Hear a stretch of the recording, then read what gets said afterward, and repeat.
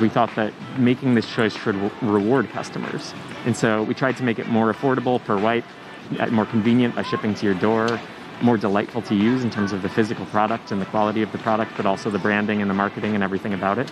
And more brands are starting to embrace this idea that doing good should be a rewarding experience rather than a major trade-off. And it's really exciting to see.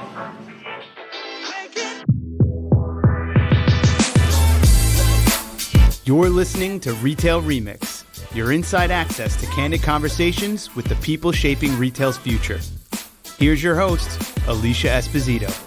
Hello, everyone, and welcome to a very special episode of the Retail Remix podcast. As you know, I'm Alicia Esposito, and I'm thrilled to have with me on the show at RetailX today, Danny Alexander, co-founder of Who Gives a Crap. Danny, great to have you on the show. Great to be here. Well, first and foremost, it's great to meet you. We've been keeping a close watch on your company that's doing some very cool, innovative things in a probably what some would consider not so innovative space.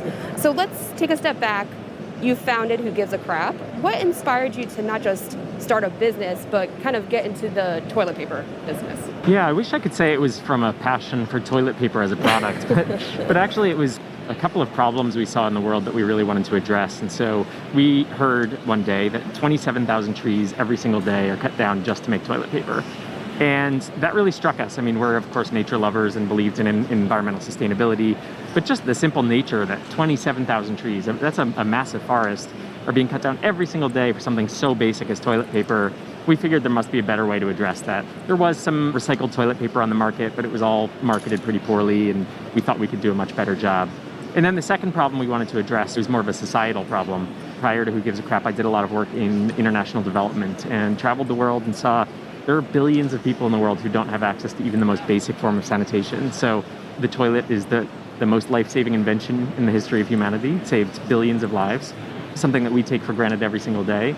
But it's something that over 2 billion people don't have access to. And so we thought there was a way to address that. And so Who Gives a Crap was born out of a need to solve some major problems. And so we wanted to get the word out there and come up with the best product we could that would address both of these problems.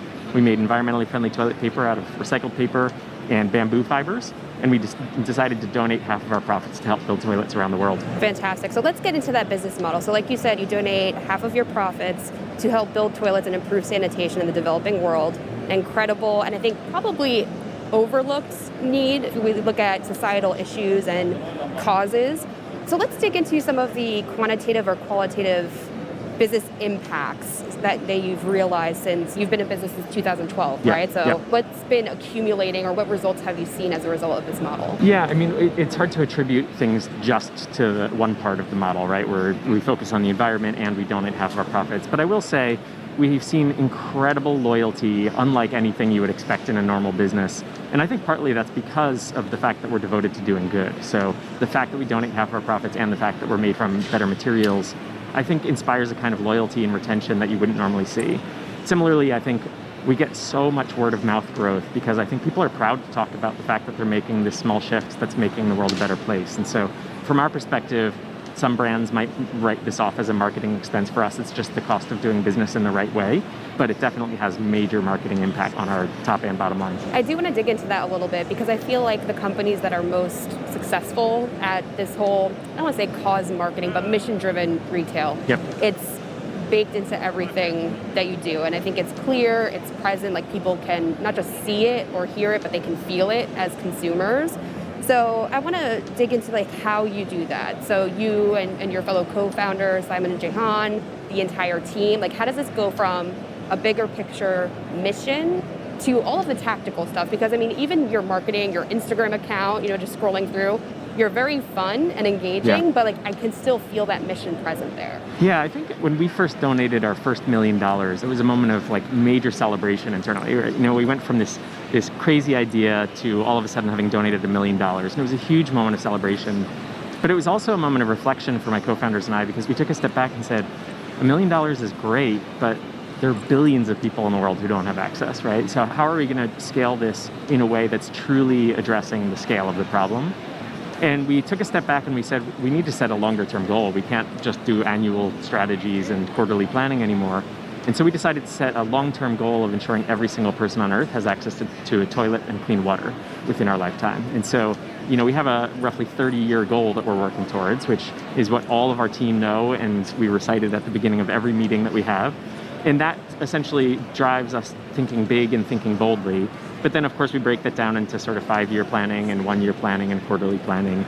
And so I think that just the facts that the work we're doing on a daily and quarterly and month and annual basis is laddering up to this long-term goal inspires a connection to the purpose within our team that I think permeates through their work and the marketing and everything else. In terms of the marketing, of course, we want to talk about the impact we're having. But the way we think about the brand is sort of like a dinner party, or if you remember dinner parties, once upon a time you used to have people in your home and have them over for dinner. It's been a while, but the idea that we have in terms of our brand is that we want to be the people you want to sit across from at a dinner party. And you don't just want to sit across the table from someone who just returned from volunteering at an orphanage and donates all of their salary to charity and can't talk about anything about that. It doesn't make you feel great about yourself, right? But you also don't want to sit next to the person who's just cracking jokes the whole night and can't talk seriously.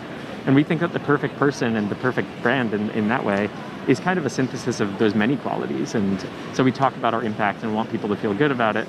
But we also don't want to only be that brand that only talks about that. And we want to be better customer experience, better product, better branding, better jokes, better everything. Well, I think it makes it a bit more, like you said, a bit more relatable, but also feels probably a bit more achievable for your consumer too, because I think a lot of consumers are saying like, oh, I want to do business with brands that align with me from values perspective. I want to support companies that rally around a specific mission.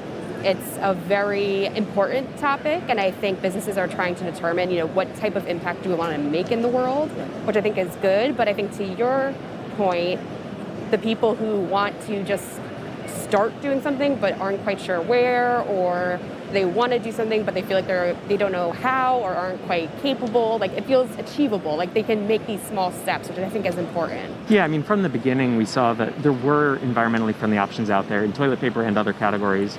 But traditionally, it meant that you had to pay more, go out of your way to a natural food store or something like that, deal with a product that didn't work as well in terms of toilet paper that was significantly inferior quality. And we thought that was all backwards. We thought that making this choice should reward customers.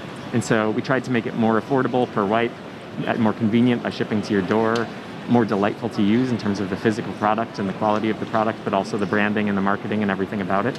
And more brands are starting to embrace this idea that doing good should be a rewarding experience rather than a major trade-off. And it's really exciting to see. Yeah, I love that. So let's get into the consumer a little bit, because like I said, it's something that we've been hearing a lot, we've been studying, reporting on at RTP. People want to contribute to these businesses that are making an impact. I want to ask you, because again, you co-founded the company. I'm sure you're in a lot of these strategic planning meetings and you're overseeing where the brand goes at a tactical level. What are you seeing consumers want or respond to in the way of how this message or this mission comes to light? Like, what's really resonating with them right now? That's a great question. I think we thought in the early days that our donations would be the message that really carried us. It was a pretty bold decision to donate half of our profits. And it is, and our customers love that. However, I think the growing awareness about the sort of environmental catastrophe that we're in and heading towards has driven customers to really look for products and brands that are actively trying to solve for climate change. And so a lot of our environmental messaging is really winning at the moment, and that's exciting to see that customers really want that. I think the other thing we're seeing, and we hear this a lot, we have a pretty large customer happiness team, and we invest a lot of energy in trying to make the customer experience really delightful. And what we hear from our customers is that they're kind of sick of brands talking about things and not doing them. And if you ask me how customers know what's authentic and what's not, I don't know. I don't know exactly how they perceive that. But they are very receptive and responsive, and they do really understand what is genuine and what is not. And so I think the era of greenwashing and slapping a green label on something is coming to a close, hopefully. And I think customers are really looking for truly authentic brands that are truly committed to making a difference. Absolutely agree. So, this has been a period of rapid change over the past 18 months, but it's been interesting to see that despite reports of consumers saying price matters more than ever, or I care most about availability of product, how quickly I can get product, it still feels like this mission or values-driven consumption is still present, which I think, to your point, is indicative of the fact that this is here to stay. Yep. Have there been any interesting shifts or accelerations over the past 18 months that you think is worth noting? More people responding to this mission, more interest in certain areas? I don't know that it's been growing too much as a response to the COVID dynamic and this sort of new reality we find ourselves in. But I will say it's been a really steady increase in awareness and desire from customers to find these products and these brands for many years leading up to these past 18 months. So I'd like to assume that going into the future, it'll continue to grow.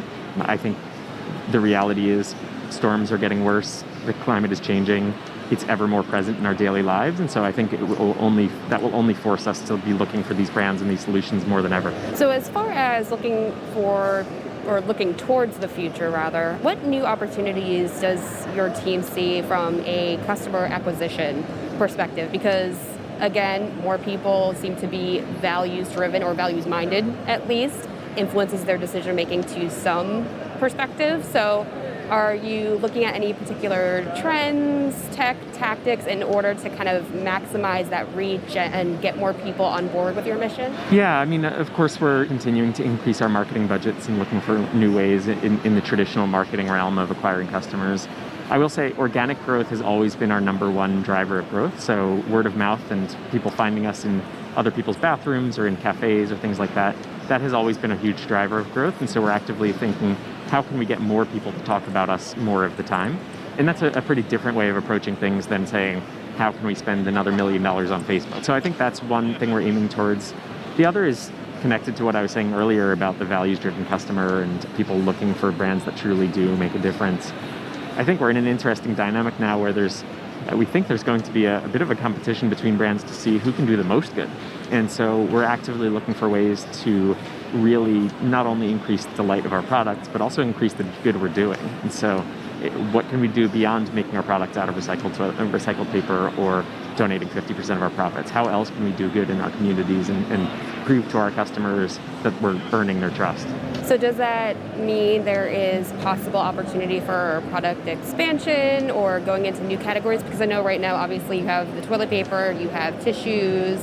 Yep, paper towels. Yep, what else is to come? Yeah, so can't reveal too much about what else is to come, but we are actively looking at new products. Yeah, no, it was nice, it was subtle. But I can't tell you too much about what we're actively making, but we are actively expanding our product portfolio. So we launched what we call the Dream Cloth last year, and that's a reusable alternative to paper towels. We're actively considering ways that we can help our customers eliminate waste in their daily lives and improve their impact with everyday decisions. I love it. So to close out, Danny, I mean, obviously, Who Gives a Crap has seen such success, again, staying true to its mission, doing so in a very relatable and personal way, I could say, just in my research and interacting with your brand across channels. Do you have any closing thoughts or recommendations for the other brands or retailers that are going through this process, maybe feel they're a bit early on and aren't quite sure how to maintain that, I guess, continuity, right? Like continuing to stay true to that mission, like you said, not just saying it, but actually doing it, making change and delivering a good experience at the same time. I mean, I feel like it's a lot to tackle. I mean, I don't live it and breathe it every day, but like what recommendations do you have since you've had that success building out that model? Yeah, I think one of the things that we do is we try to consider different types of customers, and the sort of range that we try to think about are what are the deepest green customers going to be asking of us? What are the customers who care about every ingredient and every process in every product that they consume? And then on the flip side, what about the customer who's never heard of environmentally friendly toilet paper, who has no idea that they're wiping with trees that have been cut from beautiful forests? And I think by considering those two, you force yourself to truly do enough good to satisfy the one customer, but do it in a way that feels like a positive change and is understandable enough to appeal to the new customer. And so I think there's a tendency to just think about the one, which is the 90% of your customers who have never heard about the problem that you're trying to solve. But by thinking about that 10% or that 5% or that 1% of customers that truly care so much about this cause that they will interrogate everything you do, that forces a level of integrity that really supports the entire 100% of the customer base to trust you. And I think that's really critical for our success. Right, and I'm sure it probably keeps your team in line a little bit too, right? Yeah, 100%, yeah. Yeah, that's a really interesting way to look at things. Well, Danny, it was really nice meeting you. It was Likewise. so great to hear about all of the trends that you're seeing, all of the success that Who Gives a Crap has seen. Thank you again so much for taking the time. Thank you. Really great to be here.